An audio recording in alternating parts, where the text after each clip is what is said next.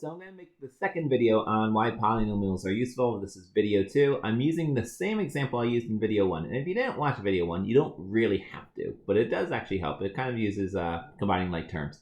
So once again, the situation is this. I'm a builder and I build decks and patios for houses to sell. All right, so I'm going to build a deck and a patio for your house. And it depends on the length of the patio is always 5 feet longer than the width. So you can see right here, x plus 5 and x. So if I have a patio and it's 10 feet wide, the width of my the length of my patio will be x plus 5. That's not true. It'll be x plus 15. I got distracted by myself. Now I'm going to build on the deck, and the deck is going to have the same length, but the width is always double that of the patio. And the reason why is because it's aesthetically pleasing. All right. So now I'm going to put down boards for my patio and boards for my deck. So what I really need to do is I really need to figure out what is the area that I'm covering so I can buy the right amount of lumber. Well, here's the deal. What I need to do is I know that area is equal to length times width. Area equals length times width for a rectangle. So if I take a look at my patio has a length of x, and it has a width of x plus 5. Now remember, x could be anything. It could be, well, any positive number, obviously. It has to be bigger than 0 because I can't have a patio of 0 width. So x times x is x squared, and then x times 5 is 5x. So the actual area for my patio is the area equals x squared plus 5x. This is a binomial, and it's of degree 2. And you know it's degree 2 because of that exponent. Don't worry about that too much, but I did want to bring it up because, well, why not? It is a binomial, and you know that because there are 2 terms. Here's my first term, x squared, which is positive, and here's my second term, positive 5x. So that, my friends, is the area of my patio. So I'm going to do the area of my deck now. The area of the deck is going to be, let's see, 2x times x plus 5, which gives me 2x squared plus 10x. So the area of my deck is also a binomial, 2x squared plus 10x. Now, once again, if I'm a builder, I want to find out how much area I'm covering. What I could do is I could find the area of my patio, and then I could find the area of my deck, and then I could just do that individually. But the area of the total, maybe I'll do this in a different color. The area of my total, the area of the deck, the patio, and deck, they can be added together. And what I get here is x squared plus 5x plus 2x squared plus 10x. Now, I have x squared plus 2x. Those are like terms, and we know they're like terms because they're both square units. So I get 1x squared plus 2x squared, which gives me 3x squared. I'm kind of liking using the highlighter to do this. Let's see. And then I have 5x plus 10x, which is plus 10x. Now, if this was a regular math problem, you'd be done.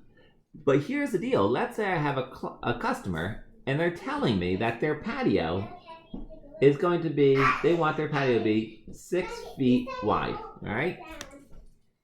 I would need to figure out how much is their area of going to be covered. So I'd start area equals 3x squared plus 10x. I know that the value of x is 6.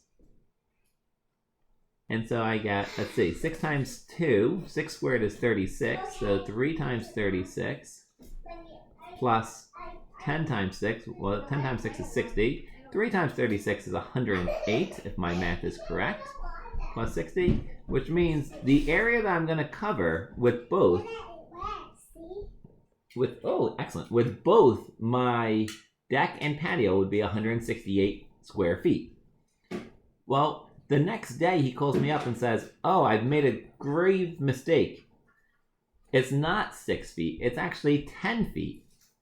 Now, if I were to do this individually, I'd have to do each individual step, but that's not a problem here because I can just say, oh, it's actually 10 feet.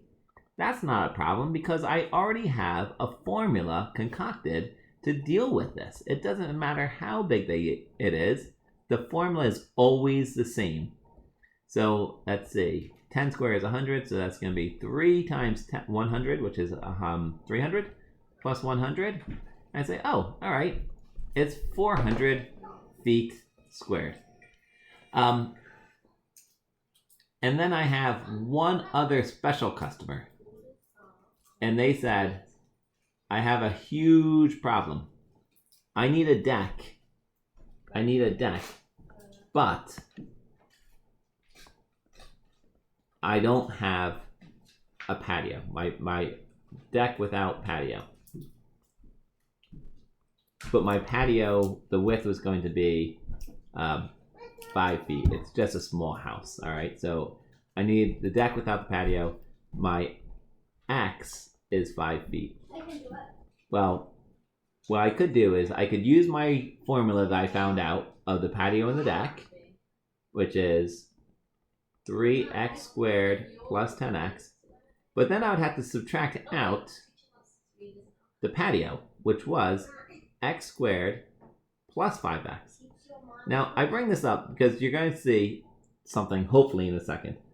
I am subtracting the entire patio. So what I have to do is I really have 3x squared plus 10x minus x squared, but I also have to subtract, I'm using the distributive property here, I have to subtract that 5x. And when I do that, once again, I can combine like terms. I get 3x squared minus x squared, and that's 2x squared. By the way, I can't even tell you how excited I am to be doing this, because this really is clever. This is really, really the most clever thing I think I've done all morning long, and I've done a lot of clever things this morning.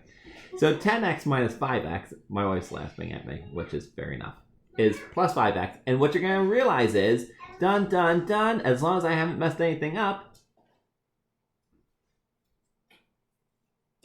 I may have messed something up. Ah, I'm not clever after all.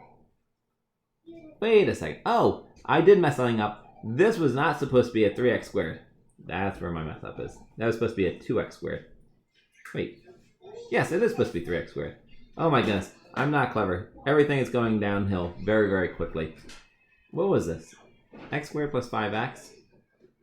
So that should be 2x squared. 3x squared minus 1x squared is 2x squared. 10x minus 5x is 5x.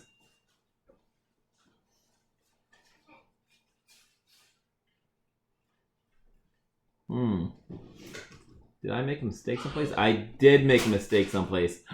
Why didn't anybody stop me? My mistake was up here. 5x plus 10x is 15x. Oh my goodness me. Tragedy.